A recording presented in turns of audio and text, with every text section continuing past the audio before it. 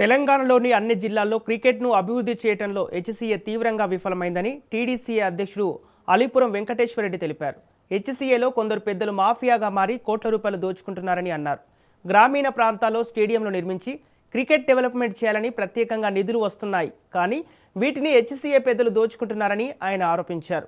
ఉద్దేశపూర్వకంగానే HCA president Jaganmohan రావును arrest చేయించి కుట్ర చేశారని అన్నారు.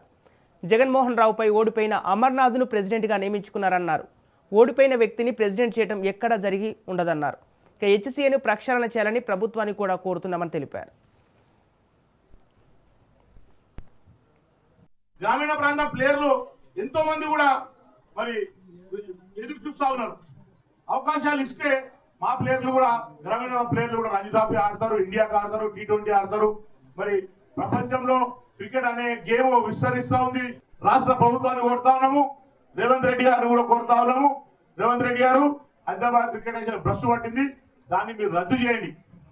రిజిస్ట్రేషన్ ఆఫ్ సొసైటీస్ అయితే హైదరాబాద్ క్రికెట్ అసోసియేషన్ ఉందో దాంట్లో నుండి వారి సభ్యతను తొలగించి మరి కొత్త అసోసియేషన్ కు అవకాశం ఇవ్వాలని చెప్పని ముఖ్యమంత్రి గారిని కూడా నేను మరి ఇంటర్ఫియర్ కావాలని చెప్పని కోరుతా ఉన్నాను. అదేవిధంగా ఈ యొక్క ఎంక్వైరీ కమిటీస్ ఏవైతున్నాయో ఏసీబీ కానివ్వండి, సిఐడి కానివ్వండి, సిబిఐ కానివ్వండి, మరి రాష్ట్ర పోలీస్ డిపార్ట్మెంట్ కూడా మరి ఈ యొక్క విచారణలో మరి త్వరలో మరి, ఎందుకంటే లేట్ అయితే మళ్ళీ వీళ్ళే తారుమారు చేస్తారు.